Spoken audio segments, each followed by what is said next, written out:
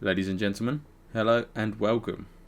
In this video, I'm going to be showing you 9 great base locations that I found in the last day whilst exploring Genesis 2. I've tried to mix this up as much as possible, so we have some official spots, unofficial spots, also some solo spots, up to some really big spots. So I really hope it helps some of you guys out with surviving on this map, but that's enough of me yakking, let's get into the video.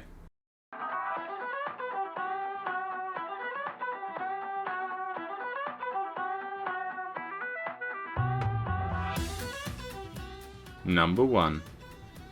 Coming in for our first spot, we're at about 46.5, 12. So we're all the way down the left hand side of the map. I'm going to come out so you can see what you need to look for. We're going to look for this huge tentacle in the middle, and then the kind of circular tentacle. We want to come around the back of the circular one, and if you look up, you're going to see a little tiny hole. As you come up into this hole, if you look behind you, there's a nice little platform. It's just about high enough to fit all the things you'd need for a base on it, like a fabricator and so on. And it's a perfect size for a solo or maybe a duo. The entrance is pretty large, but it is the only entrance, and you have to come from underneath, making it a little bit harder to raid because there's not a lot of room there. And most importantly, it's very well hidden. No one's going to be looking under here unless they're actually looking for you. If you space this space out well, you'll easily have enough room in it to survive, and you'll have everything you need around you.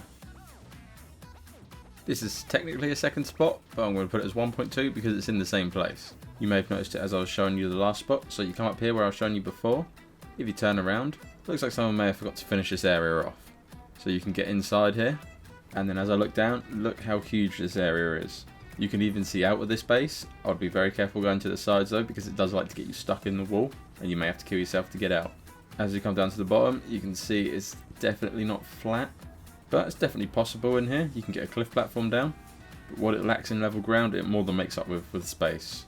On top of that, the entrance is the way I came in, and that's the only entrance to it. It's only a very narrow entrance, so it makes it very easily defendable, and you can use the first area I showed you for a turret tower. Number 2.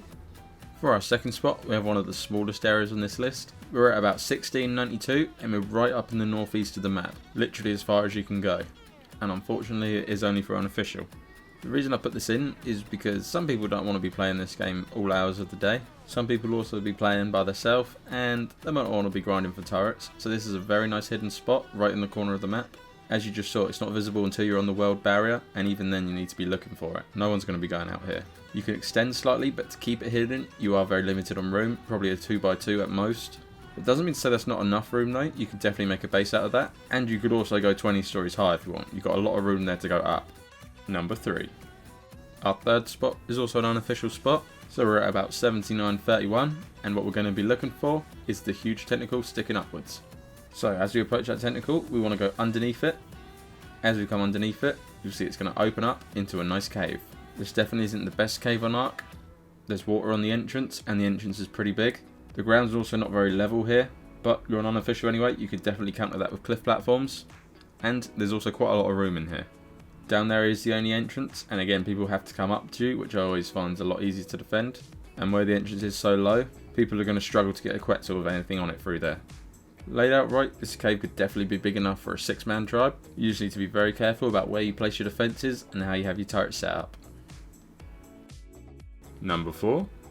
For this one, we're at about 72.32, and again we're inside a cave, but this time we're doing another official spot.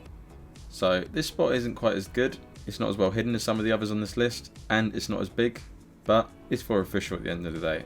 Every unofficial spot's going to be better. So when you come to this point, we're going to head down into this cave, and just as we enter, we're going to turn left, and in this little crevice back here, we have a little hidey hole. You have to build this with triangle foundations. You can extend them further if you want, but this is about as far as you can go with staying hidden. Now I've said it's a small spot, and it definitely is, but there's always enough room in there to build a little base, especially if you're only a solo. I've also just built a gate on it here as well, just to show you. To fit a gate in there unofficial, you have to bring it forward quite a bit, but it is still pretty well hidden.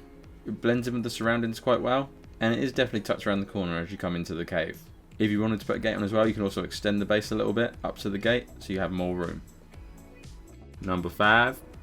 For our 5th spot, we have 3 base locations. The reason I'm putting them all into one is because they're all very close, and I can't imagine a lot of people are going to want to be neighbours. So we're at about 48.34, and the best way to look at for this location is to look for the 4 prongs sticking up as in front of me.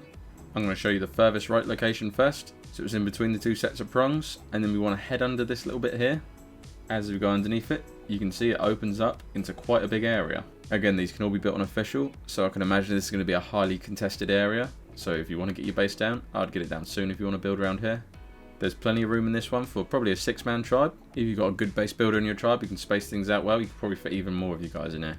There's only the one entrance to defend again, but because of the angle of the entrance and the thing opposite it, it will probably be quite difficult to defend if you're trying to stay hidden, so you may need to start building outside of the base.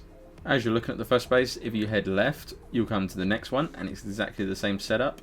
I actually prefer this spot though, and you'll see why as soon as I can get into the base. So for this one, it's a little bit narrower, and you have to crouch to get in. It's only a quick crouch spot, but that can make all the difference. Ignore the zipline, that was me being stupid. So you can see inside here, this is a lot bigger than the other one, and it comes all the way back here. I find having this extra long bit coming back here just makes it a lot nicer setup of a base.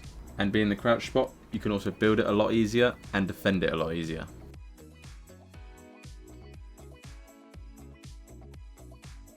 So if you come out of this spot and then go left again, you're going to keep following this line down for a little bit. You're going to come to, once again, the same setup. This one's the worst of all the spots though. Again, it's still for official, however, it's the smallest spot and it also has the lowest ceiling. So this would personally be my last choice if I had to choose out of the 3 spots, but hey, beggars can't be choosers. The other 2 spots might be taken, so this may be your last choice. Although, if the other 2 spots were taken, I would definitely consider finding somewhere else to build. So just to recap, on the left is the worst spot, ignore the second one, the third one is the best spot, and the fourth one is another good spot. Number 6. For number 6, we have another unofficial spot. We're at about 37, 17, and all we need to look for here is all these waterfalls. So we're going to be aiming to the right of the furthest waterfall, and you really can't see this spot until you're directly on top of it.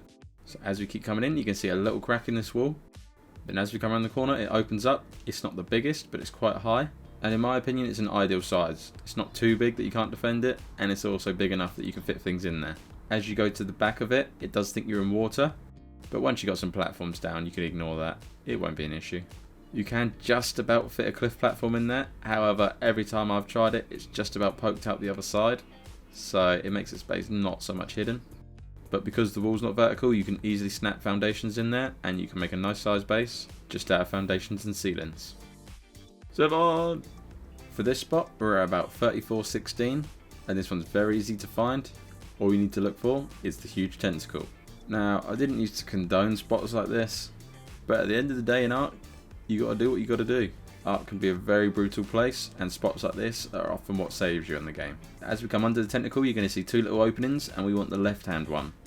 Now, I did get in here once with a zip line, however I tried again a lot of times and couldn't do it. It definitely is possible, but the easiest way to get in here is with a Pelagornis.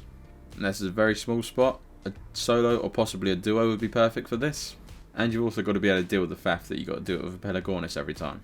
This spot's extremely well hidden though, so if you don't mind the faff, this is definitely the spot for you. You could still fit all the essentials in it that you'll need to survive.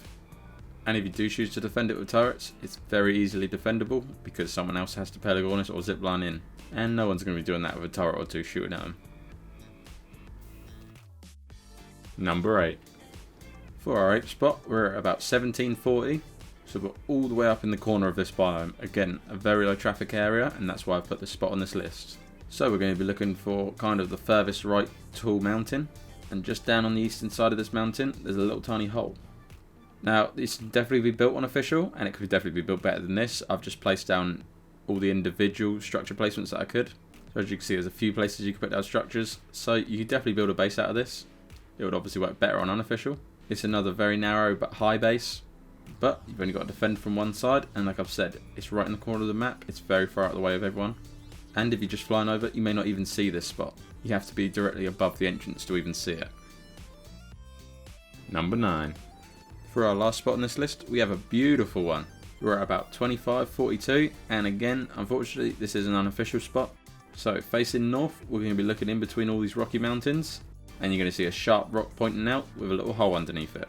As we get closer into that rock, you can see it starts to open up into a nice little cave. So there's enough room in here. The issue is that it's not level, but again, it's still easily buildable, and that's not even the best part of this spot.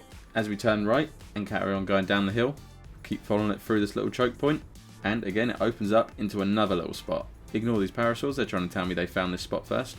But when you consider the first room, the corridor, and this room, it's actually quite a big spot. and if you build it right, definitely not the easiest to raid. That's going to wrap it up for this video, guys. I really hope it's helped some of you out. This is my first of many Genesis 2 guides, so if you just started on Genesis 2 and you want to become the master of it, consider subscribing. It's a nice place to be. I also have so many art guides on my channel now, so if there's anything you want to know, go check that out. But for now, this has been 9 rat holes and hidden base locations on Genesis 2. Thank you very much for watching, and I'll see you in the next one.